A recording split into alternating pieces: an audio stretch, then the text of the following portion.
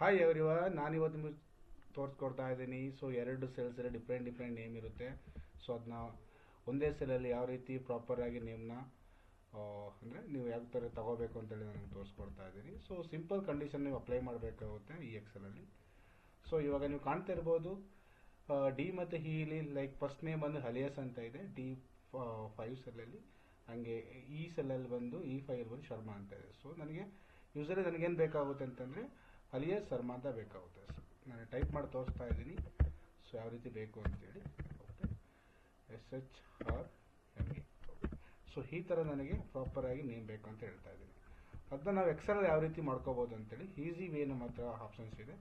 So ಯಾರೆಲ್ಲ beginning Excel ಕಲಿತಾ ಇದ್ದೀರಾ, ಸೊ ಅವರಿಗೆ ಈ ಫಾರ್ಮುಲಾ ತುಂಬ ಹೆಲ್ಪ್ ಆಗುತ್ತೆ. ಇನ್ ಕೇಸ್ ಆಲ್ರೆಡಿ ಕಲಿತವ್ರಿಗೆ ನೋ ಇಶ್ಯೂಸ್.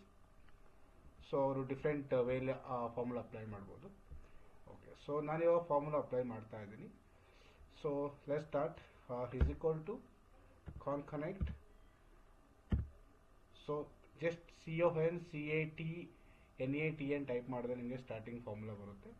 ನೀವು ಫಾರ್ಮುಲಾನ ಕಂಪ್ಲೀಟ್ ರೈಟ್ ಮಾಡಿ ಜಸ್ಟ್ ನಿಮ್ಮ ಕೀಬೋರ್ಡಲ್ಲಿ ಟ್ಯಾಬ್ ಕ್ಲಿಕ್ ಮಾಡಿದ ತಕ್ಷಣ ನಿಮಗೆ ಟೆಕ್ಸ್ಟ್ 1 ಅಂತ ಬರುತ್ತೆ.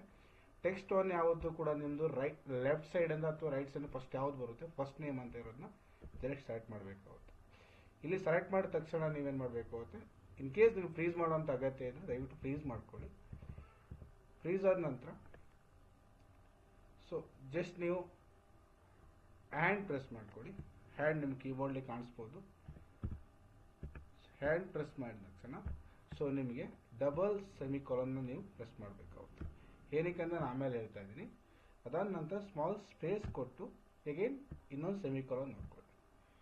ಅದೆರಡು ಕ್ಲೋಸ್ ಆದ ತಕ್ಷಣ ಎಗೇನ್ ಮತ್ತೆ ಹ್ಯಾಂಡ್ ಕ್ಲಿಕ್ ಮಾಡಿ ನಿಮ್ಮದು ಟೆಕ್ಸ್ಟ್ 2 ಏನಿದೆ ಅಂದರೆ ಅಲಿಯಾಸ್ ಮುಂದೆ ಇನ್ನೊಂದು ನೇಮ್ ಏನಿದೆ ಅದನ್ನ ಸೆಲೆಕ್ಟ್ ಮಾಡಬೇಕಾಗುತ್ತೆ.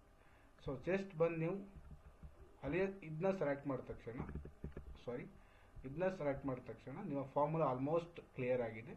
ಜಸ್ಟ್ ನೀವೀಗ ಓಪನ್ ಬ್ರ್ಯಾಕೆಟ್ ಇದೆಲ್ವ ಅದನ್ನ ಕ್ಲೋಸ್ ಮಾಡಬೇಕಾಗುತ್ತೆ. ಅಂದರೆ ಕ್ಲೋಸ್ ಮಾಡಿದ್ರೆ ಮಾತ್ರ ನಿಮ್ಮ ಫಾರ್ಮುಲಾ ಕರೆಕ್ಟಾಗಿ ವರ್ಕ್ ಆಗುತ್ತೆ. ಜಸ್ಟ್ ನಾನು ಎಂಟರ್ ಕೊಡ್ತಾ ಇದ್ದೀನಿ, ಓಪನ್ ಬ್ರ್ಯಾಕೆಟ್ ಕ್ಲೋಸ್ ಮಾಡಿ. ಸೊ ನಿಮಗೆ ಔಟ್ಪುಟ್ ಬಂದು ಅಲಿಯಾಸ್ ಶರ್ಮಾ ಅಂತ ಒಂದೇ ಸೆಲ್ಲಲ್ಲಿ ಕ್ಲಿಯರ್ ನೇಮ್ ಕಾಣಿಸ್ತಾ ಇರ್ಬೋದು ಸ್ಕ್ರೀನಲ್ಲಿ.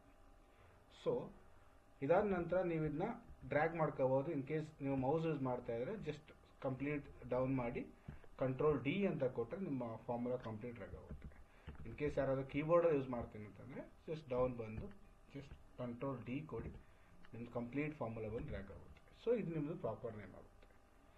ಸೊ ಇದು ಒಂದು ಕಂಡೀಷನ್ ಅಂದರೆ ಎಕ್ಸೆಲ್ ಕಂಡೀಷನ್ ಮಾಡ್ಬೋದು. ಇನ್ ಕೇಸ್ ನಿಮ್ಗೆ ಏನಾದರೂ ಈಸಿ ವೇ ಬೇಕು ಅಂತಂದರೆ, ಇದು ನಿಮಗೆ ಟಫ್ ಆಯಿತು ಅಂತಂದರೆ like is equal to plus ಇದನ್ನ ಸೆಲೆಕ್ಟ್ ಮಾಡಿದ್ರು ಕೂಡ ಸೊ ನಿಮಗೆ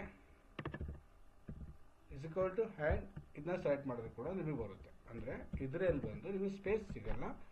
ಸೊ ಎರಡು ಕೂಡ ಒಟ್ಟಿಗೆ ಬರುತ್ತೆ. ಅಂದರೆ ಎರಡು ನೇಮ್ ಕೂಡ ವಿತೌಟ್ ಸ್ಪೇಸ್ ಬರುತ್ತೆ. ಸೊ ಇದು ಕೂಡ ಒಂದು ಆಪ್ಷನ್ಸ್. ಬಟ್ ಇಲ್ಲ ಈ ಫಾರ್ಮುಲಾದಲ್ಲಿ ಬಂದು ನಿಮಗೆ ಪ್ರಾಪರ್ ಆಗಿ ಕಾಣಿಸುತ್ತೆ. ಅಂದರೆ ಸ್ಟ್ಯಾಂಡರ್ಡ್ ನೇಮ್ಸ್ ಏನಿದೆ ಅದೇ ರೀತಿ ಕಾಣುತ್ತೆ. ಓಕೆ, ಸೊ ಐ ಹೋಪ್ ಎಲ್ರಿಗೂ ಇದು ಅಂಡರ್ಸ್ಟ್ಯಾಂಡ್ ಆಗಿದೆ ಅನ್ಕೋತೀನಿ. ಇನ್ ಕೇಸ್ ಏನೋ ಡೌಟ್ ಇದ್ದರೆ ಕಮೆಂಟ್ಸ್ ಮಾಡಿ. ಸೊ ಮತ್ತಷ್ಟು ವಿಡಿಯೋದಲ್ಲಿ ನಾವು ಮುಂದೆ ತಗೊಬರ್ತೀವಿ. Thank you.